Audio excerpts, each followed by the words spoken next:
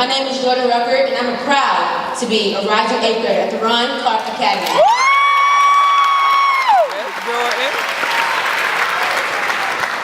It is my distinct honor to work with somebody who I care and love about deeply.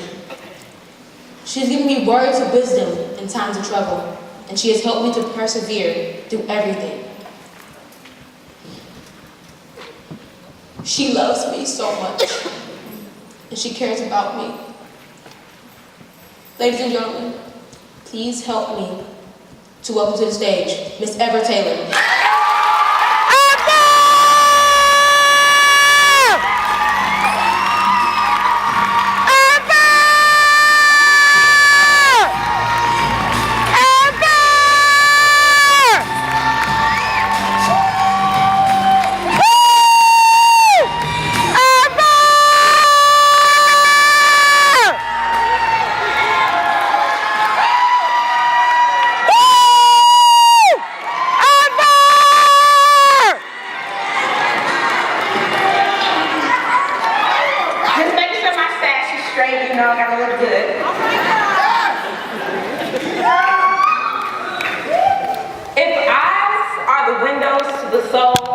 Then words are the opening to the door of your innermost thoughts and dreams. Yeah. Right. Words. The most beautiful thing Miss Barnes could have ever taught me was the power in them. In 2012, I received the Literary Luminary Award from this teacher. I remember in 6th grade, we had to put together a chapbook with a collection full of poetry that we had written. All night long. I'm still very mad about this and myself. I was sitting there contemplating whether to turn in something mediocre or to keep re-editing, keep scratching out, and I kept sending Ms. Barnes draft after draft after draft. Like, is this okay? Is this good enough? I don't know. I don't even like poetry that much. The next day, she gave us an excerpt from a book called Letters to a Young Poet. In this book, an accomplished poet named Rainer Maria Rilke asked this young writer if in the still of the night he could not live without words, then keep writing. If in the still of the night you cannot live without your gift, keep writing, keep going, keep pushing, because we all have a purpose. My purpose just happens to be the art of language. Yes. Yes. Words are powerful enough to break your heart. While in South Africa, we went to an orphanage. I remember one of my classmates, Matthew, saying I was cursed with the deep conversations. One of the teenage girls at the orphanage felt like I was her big sister. She said she saw something in me that she had never seen in anyone else, and she felt comfortable and vulnerable enough with me to tell me that the reason that she was there is because her mother gave up on her. And the look in her eyes was enough to rip apart the stitches on my heart. But I also knew that words could heal. So I looked her in her teary eyes and told her that everyone in life has a purpose.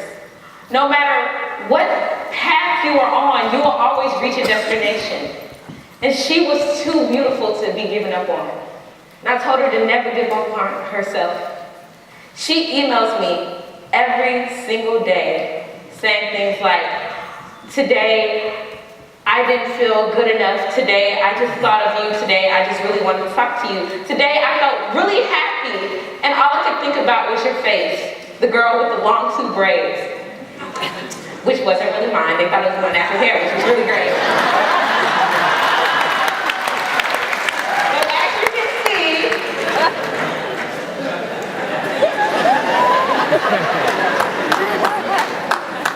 this year, I had the honor of being the editor-in-chief of the You Heard Poetics Club.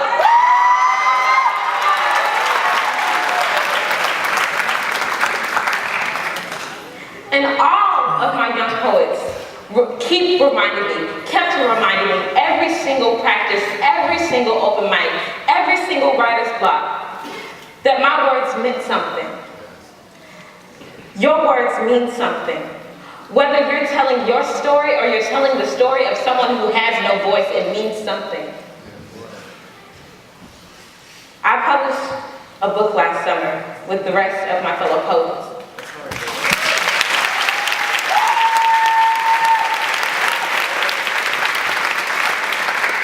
And in this book, well, while writing this book, I interviewed many people because I felt like there were a lot of voiceless heroes in our communities.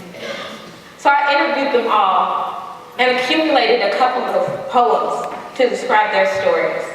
And here's one entitled Letters from the Underground, which is what I named my book after. Dedicated to a girl named Sarah. Not Sarah Hildebrand, but look Sarah. I still love her.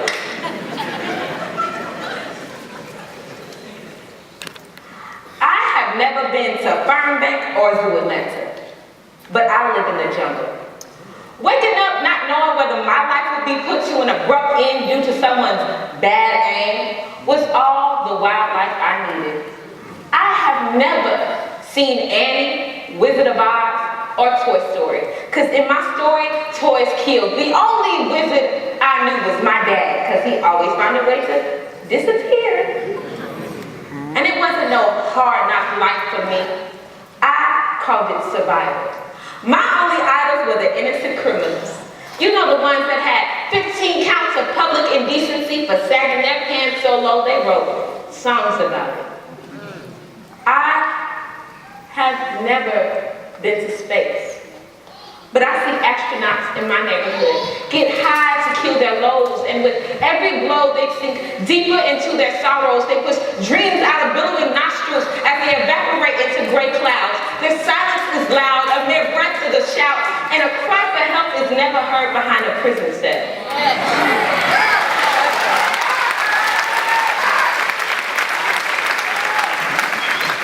And while he's in jail, Mom sells just to keep a fork full of ramen to our mouths every night. And even though I never smiled as much as the kids on the Sunny D commercials, my value brand juice was enough for me. Now, even though that wasn't my story, it was still significant. I charged 2014 with all your powerful words, your powerful voices, your powerful analytical way of thinking, to not just do yourself some good, but to heal the entire world. Thank you.